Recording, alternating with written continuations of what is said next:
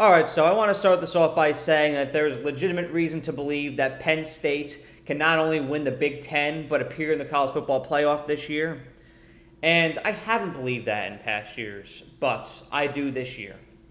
Now, Penn State is one of those teams that has caught a lot of flack and scrutiny in the past several years for not being able to make that leap from one level to the next, from being a contender and being a team that wins 10 games a year to becoming one that contends for a national title. And a lot of that criticism is rooted in the fact that Penn State struggles with beating Michigan and Ohio State, which are two teams that they need to beat to get to that next point. They're in the same division, the Big Ten East. You need to beat those teams into the next level. Michigan and Ohio State have been phenomenal at assembling extremely competitive and talented teams in these past several years, so it's no easy feat having to play and beat both those teams, especially when you've been a program that's been developing like Penn State. But that does not mean that Penn State is not capable of doing that this year. There's a lot of teams in sports like Penn State's who have promise, who have potential, but fail to see championships come to fruition, fail to make that leap from great story to legitimate championship contender. But I believe that Penn State has the potential to do that this year because they have been making the moves to allow people to believe that they can make that leap. They have been taking action. In fact, Penn State for the past two recruiting cycles has had the number 2 recruiting class in the Big Ten. And that's in a conference with Michigan, with Wisconsin, with Iowa, with Michigan State. They have differentiated themselves. They have made their mark. They've been proactive in doing what they need to do to be great and advance from one level to the next. But most importantly, this year Penn State is starting quarterback, 5-star quarterback Drew Aller. And I haven't heard that name circulated as much as I think that should, because when this gentleman has been evaluated by scouts, he has been compared to Josh Allen, who, as we all know, is one of the best quarterbacks in the NFL right now. And it's because of his frame, it's because of his size, it's because of his rocket arm, but it's also because of his release, how fast the ball comes off of his fingertips. Drew Aller really separates himself when it comes to that. And going from Sean Clifford, who I admire, who I thought was an incredible quarterback during his tenure at Penn State, transitioning from him to Drew Aller is, I think, comparable to when the Chiefs switched from Alex Smith to Patrick Mahomes. And that's more of a testament to Drew Aller than it is a knock or referendum against Sean Clifford. He's that talented. He has first-round potential. Scouts have come out and said that. He hasn't been discussed as much as Caleb Williams and Drake May because you haven't seen him yet, but he has the potential to have that kind of influence on Penn State. They can finally go aerial. They can finally go vertical with their offense. They're going to be a vertical threat this year because of that. They're going to be explosive, and that's a component that Penn State has lacked in these past years. They've been very ground and pound, but now they're going to have that vertical component. It's kind of like Alabama when they introduced that several years ago. In the mid-2010s, they went from being ground and pound and physical and a great defensive team to introducing that vertical threat. And as you saw, it took Alabama from one level to the next.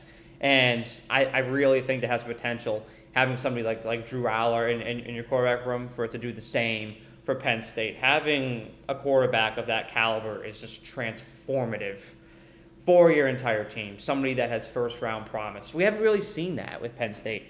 But Penn State has had great position groups. They've had great skill players. They've had great individual players who have made a tremendous impact in the NFL, have really hit at the NFL level, really translated, like Jahan Dotson, Micah Parsons. But you haven't really seen the quarterback out of Penn State. Now is a chance for all of us to see that, and I really think it's going to make a noticeable difference this year and put Penn State in a legitimate position to contend for a national championship this year. Like the Baltimore Ravens, Penn State's been flying under the radar. I haven't really heard many people talking about Penn State. And that's interesting because they were a very dangerous team this year, kind of like the Ravens. I just went on a whole tangent about Drew Aller. The Ravens brought in Odell Beckham It just takes one piece. That's the thing with teams. It just takes one piece, just one ingredient to transform an entire team. Like Patrick Mahomes with the Chiefs, Stephon Diggs with the Bills, Von Miller on the Rams defense. It just takes one piece, one tweak, one adjustment, one extra person to bring a team from one level to the next. The Ravens have that with OBJ now. Penn State has that with Drew Aller. And neither team is being talked about. And that's just the way they want it. Nobody's talking about the Ravens as being an AFC Championship contender. Nobody's talking about Penn State as a team that could potentially go to the college football playoff. Everybody's talking about Ohio State and Michigan and Texas and Florida State and Georgia and Alabama. And that's great, as they should. Those are incredible teams. But the fact that everybody's overlooking Penn State is exactly the fuel that they want, because that's an opportunity for Penn State to capitalize on. And lastly, I've talked about all these on-the-field components. One more thing I want to add. Penn State, this is what I think is the most valuable position on the field. The offensive line has a lot of experience, and they're very talented individuals. Having somebody like Drew Aller and then being able to protect him, that's an ingredient for a very effective offense. So they have all of those ingredients on the field. But you also have to have the ingredients off the field as well. So you have the tangibles, but you need the intangibles too. As an organization, Penn State has dramatically improved from of course, you saw the scandals a decade ago. They have taken not only a 180, but a complete 360. James Franklin said in an interview the other day, I think it was with Josh Pates, I want to say, because that's my guy for college football, so it's probably with him. He was saying that for the first time in his entire tenure at Penn State, he feels complete alignment between the football program and the athletic department overall. Whether it's communications, marketing, finance, fundraising, donors, every facet of the athletic department is completely aligned with the football program. And that's one of those things that you don't see on the field, but it's one of those things that is the secret ingredients behind a very effective team. Everybody's bought in, everybody's aligned, everybody's pulling in the same direction. You can have all the ingredients on the field, but if everybody isn't aligned, it's not going to be as effective and impactful as it could be. The potential of the team will not be maximized unless everybody is aligned. Everybody is aligned in Happy Valley right now. And that is fantastic for Penn State and dangerous for its competitors. So I'm really curious to see if having a quarterback as talented as Drew Aller and that alignment and vision between the football program and the athletic department overall, all of its facets, will be what brings Penn State from one level to the next. I'm confident. I don't want to make any predictions, but I just want to say, don't let Penn State slip under your radar, because they're going to be dangerous this year. Have a great day. Thank you so much for watching this video.